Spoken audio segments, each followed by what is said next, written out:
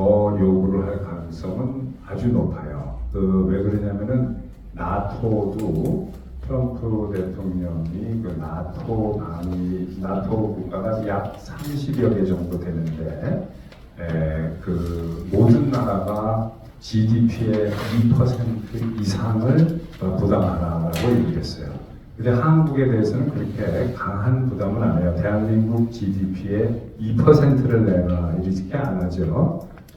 그리고 주한미군 방위비 분담금은 이제 여러분들이 잘 아셔야 되는 게 이렇게 조그마한 거를 이렇게 보호하려고 또는 돈을 덜 내려고 하다가 큰 거를 잃는 수가 있어요. 왜냐하면 주한미군 방위비는 이 기계라든가 그 전략 자산 또는 그 한반도 방어를 위해서 일본이나 괌에 배치하고 있는 여러 가지 그런 미국의 무기라든가 전략 자산에 들어가는 비용, 그것이 그 매년 감가상각해가지고 내려가는 거는 전혀 달라는 게 아니에요.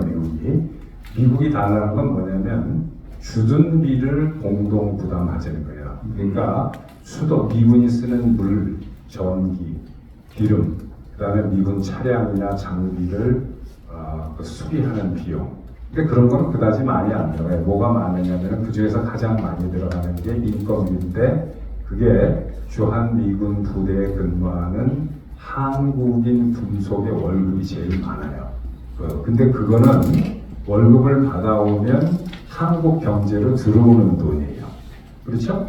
근데 그거를 몇 년 전에 50% 반반씩 부담하자 그러는데 못 내겠다고 하는 식으로 대한민국이 그렇게 한 거예요. 근데 만약에 이제 앞으로는 뭐 그러지 않겠지만, 만약에 계속 그런 식으로 니네는 큰 나라고 잘 사는 나라고 우리는 조그만하고 이런 나라니까 우리는 돈을 못 내고 니들이 더 많이 내야 된다라고 하면, 트럼프 대통령 같은 경우에는 그래? 그럼 우리가 너네를 뭐하러 지켜주냐? 니네 나라 들어가는데 기계비도 안 받고 전략 자산 이런 거 다 우리 돈으로 하고 물값 수도값 거기 한국 사람 근무원이라는 거 반대되는데 이렇게 되는 거예요. 제가 트럼프 대통령이 어떤 사람인지를 그 니고시에이션을 어떻게 했는지를 여러 말 필요 없이 간단하게 여러분들께서 금방 이해하실 수 있도록 일례를 들어드리겠습니다. 뭐냐면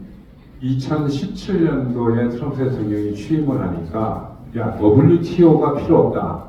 중국 놈들을 WTO에다가 가입을 시켜놨더니 지들 마음대로 하고 WTO를 통해서 미국을 소송을 걸고 뭐 이러는 거예요. 그래서 트럼프 대통령이 나는 다자간 국제 협력체 이런 거 별로 중요하게 생각하지 않는다.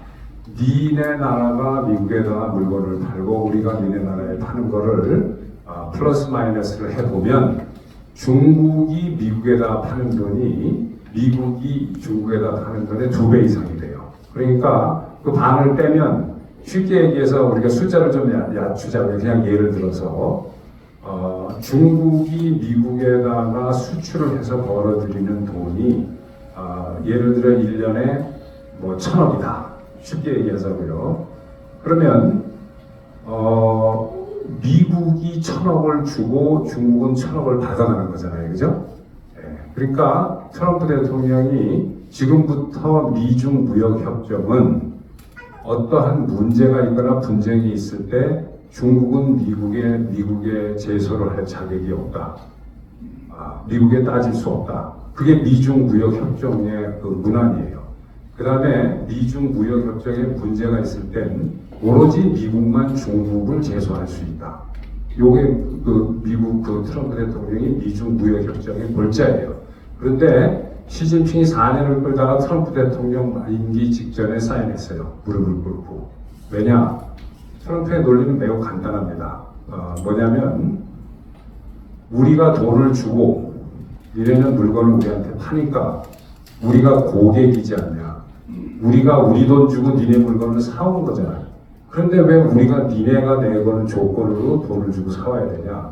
니들이 물건을 팔아먹으려면 내가 돈 주는 내 조건으로 물건을 팔아야지. 이거예요. 이거를 4년 동안 주장하니까 시진핑이가 무릎을 꿇고 그게 맞다고 사인한 거예요.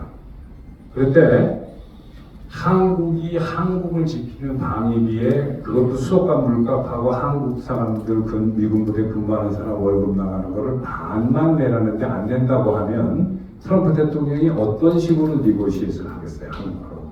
그죠? 저는 모르지만 여러분들 상상해 봤거든요.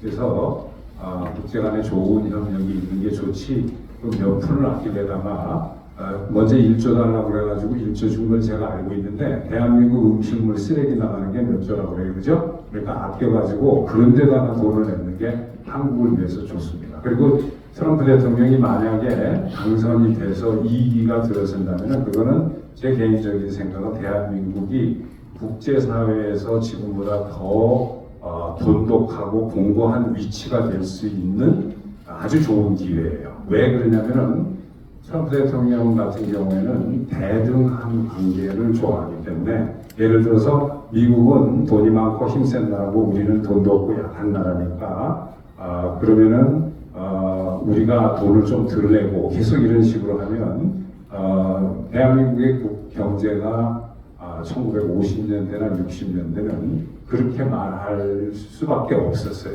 그죠? 근데 지금 대한민국 GDP가 뭐 세계에서 10위권 안에 든다고 하는데 왜 미국하고만 마주 앉으면 돈이 없는 나라처럼 가난한 나라처럼 트럼프 대통령이 그런 거를 쉽게 용납하고 그래 그렇게 할 리가 없어요. 중국한테 한 걸 보세요. 중국한테 무릎을 꿇게 했잖아요, 그죠? 네. 그러니까 우리가 그런 거 잘 알아서 좋은 관계를 미국과 더 가까운 관계를 이뤄나갈 수 있는 기회예요. 이 총 맞아서 암살당한 일본의 아베 수상은 계속 입에 달고 다녔어요. 100% 낼게, 100% 낼게. 그리고 100%보다 더 내라면 더 낼게. 계속. 그게 일본하고 문제가 없어요.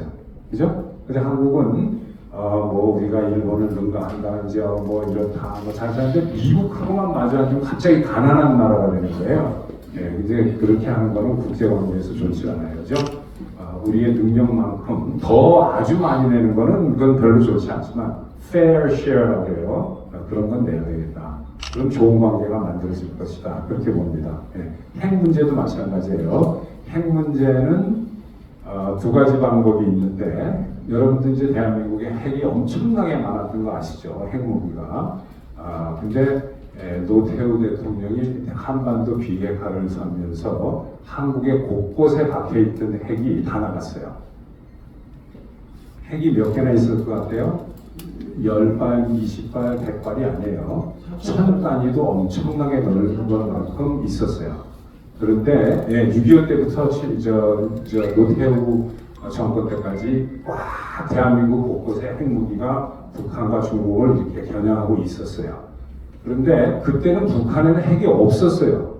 남한에만 가지고 있었고 미국이. 근데 지금 거꾸로 됐죠. 남한의 핵은 싹 다 나가고 북한의 핵을 만들어가지고 그냥 이렇게 까불어대고 그러고 있는 거예요. 그럼 다시 갖다 놓으면 될 거 아니에요, 그죠? 네. 한국이 자체 핵 개발을 할 능력도 있고 돈도 있고 다 있어요. 근데 자체 핵 개발을 한다는 것은 매우 큰 문제예요. 왜 그러냐면은 일단 한국이 핵을 개발해서 보유한다 자체적으로. 그러면 일단 일본이나 대만이 절대로 가만히 있지 않아요. 우리도 가질게. 그리고 일본은 지금 금방 핵무기 만들 수 있어요. 일본은. 그래서 NPT라는 게 영어로 Non-Proliferation Treaty라는 게 non이라는 거는 아니다. B. Proliferation 터지는 거예요. 확산하는 거. 그래서 그러면은 한국도 가고 일본도 가고 뭐 대만도 가고 다 가지면 그 NPT에 아무런 의미가 없어요. 그러니까 미국은 그건 민주당 정권이 들었으든 트럼프가 들었으든 관계없이 그건 무조건 안 된다는 거예요. 그죠? 단 원래 있었던 거니까 뭐 가지고 미국이 들어와가지고 가지고 뭐 쉬운 문제는 아니지만 그렇게 어렵지도 않겠죠. 근데 우리가 자체 개발해가지고 갖는다는 건 매우 여러 가지 국제 정세를 생각해야 돼요. 잘못하면 큰일 나는 수가 있어요. 그렇게 이니셔티브를 그렇게 가져가려면 그게 제 의견입니다. 미국하고 니고시에이션 잘하고 방위비 100% 줄게 아니면 더 줄게 핵을 가지고 들어가는 이런 방법도 있겠죠. 그런 쪽으로 가는 게 맞습니다.